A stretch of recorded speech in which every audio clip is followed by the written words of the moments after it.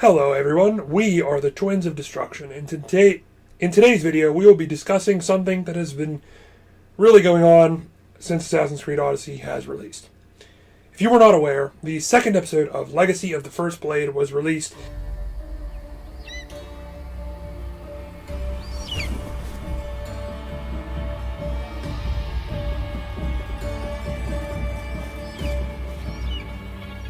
And while I won't spoil what happened, let's just say Ubisoft really screwed up. To put it plainly, they forced the player character into a heterosexual relationship, and it kind of went back on their marketing as they advertised the game as your Odyssey, and you choose what happens. Their attempt was to add dialogue options, and some options allowed the main character to flirt. Here are some quotes from an interview with Entertainment Weekly. We knew that if we were making a game about choice, that philosophy had to permeate throughout the entire experience and not just gameplay. Melissa McCubry, the game's narrative director, says, having same-sex partners is part of that ability to play your own Odyssey, and it was something we knew we wanted. We have to keep in mind that most of our romance are fairly light and meant to be fun moments that you can decide or not to engage in. Creative director Jonathan Dumont tells EW, Entertainment Weekly. So yeah, we kept it fun, and sometimes it's a bit corny.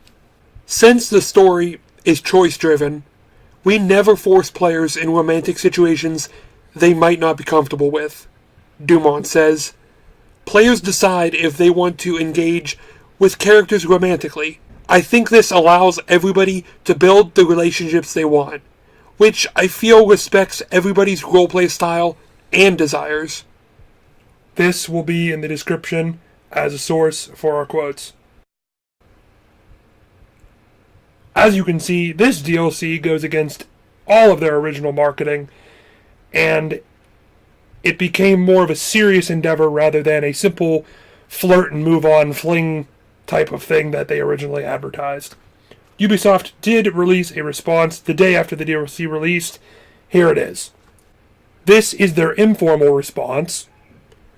We strive to give players choice whenever possible in Odyssey and apologize to those surprised by the events in this episode. Without spoiling it, you will engage in an important relationship as part of the set story. The motivation behind this relationship is yours to explore in-game and will be reflected in your character's story arc. There is one episode left in Legacy of the First Blade, which will tie your character's actions together. And a Ubisoft spokesperson told US Gamer. So this is what's confusing, as the one episode left will clearly determine the fate of Cassandra and her family. Given the Ubisoft's formal response that they actually released, by Jonathan Dumont,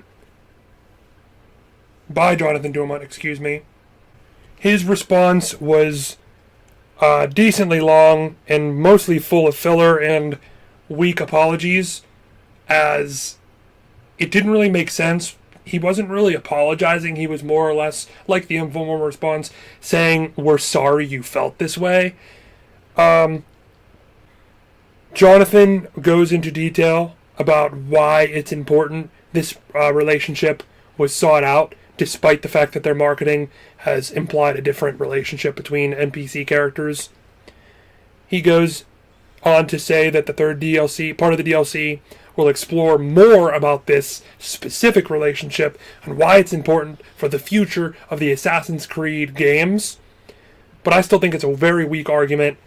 It's very flawed, and it just goes to show that Ubisoft didn't know what they were doing.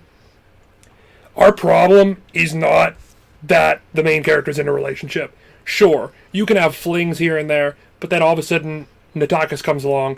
I know it's a little annoying. Our problem's mainly with the idea that Cassandra is not a family person. She never has been a family person.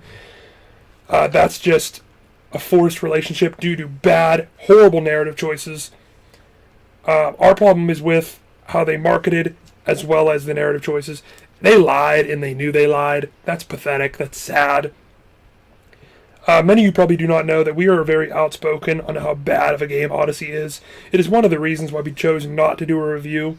If Ubisoft wanted to do a forced relationship, like they did with Bayek and Aya, then why didn't they come out right and say that they were going to?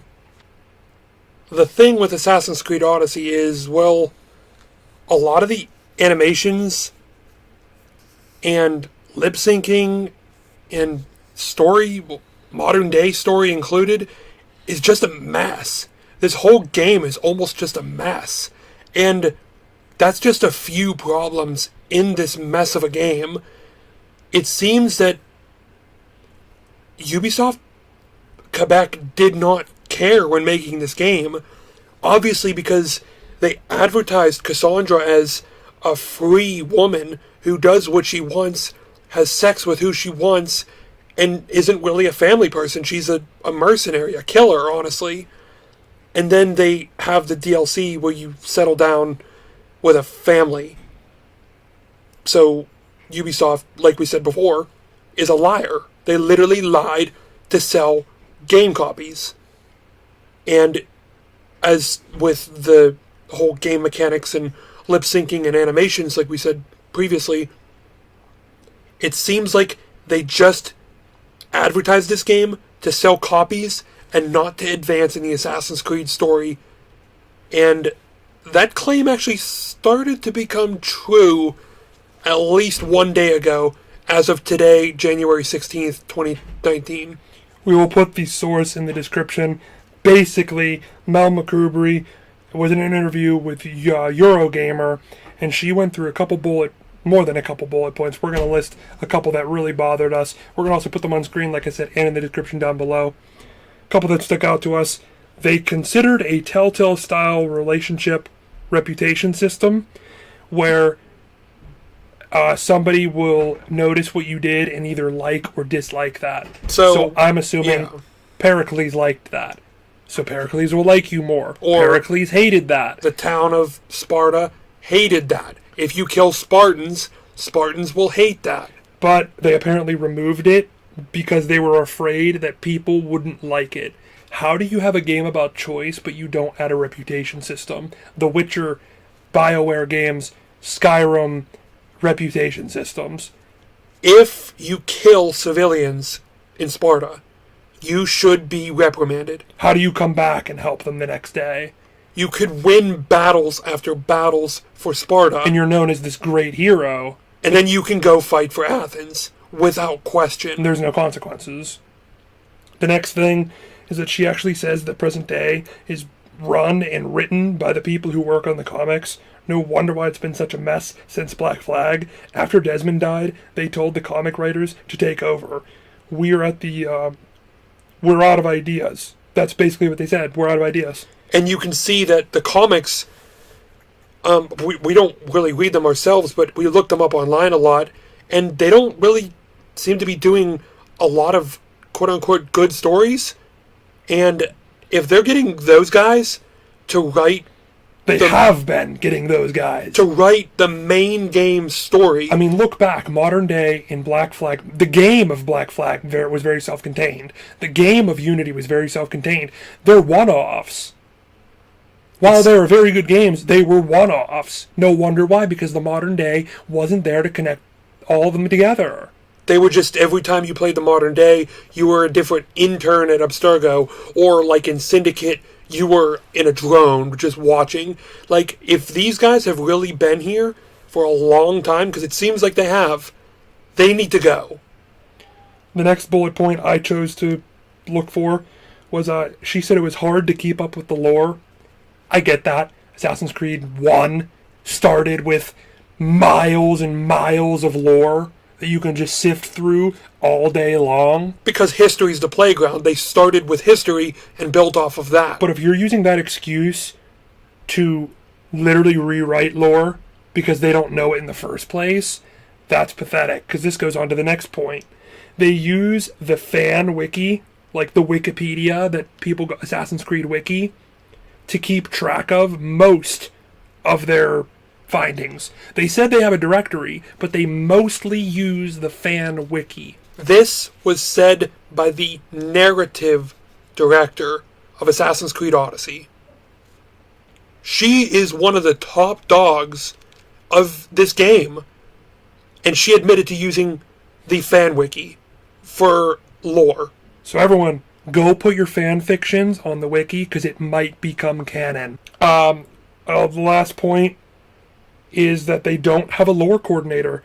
If you don't know, Marvel Cinematic Universe has a lore coordinator. They basically keep the directors in line while writing movies, so Thor isn't killing people and doing things Thor wouldn't do, or Spider-Man, or so on and so forth. Assassin's Creed doesn't have that. It's not a spoiler per se, but Darius in the second part of the DLC does a leap of faith. If you're not aware, the leap of faith was introduced in all the games. Every game had them. But the meaning behind it came around in Origins. Go figure, it's called Assassin's Creed Origins. Origins released the true origin of a lot of things from the Assassin's Creed universe, including the leap of faith. This right here, that they don't have a lore coordinator, proves that they don't pay attention to either game that comes out. They don't write this stuff down, and they don't care. They saw Darius, they said he looked cool, let's have him do a leap of faith, along with Cassandra's snarky remark after that she's jumped from higher.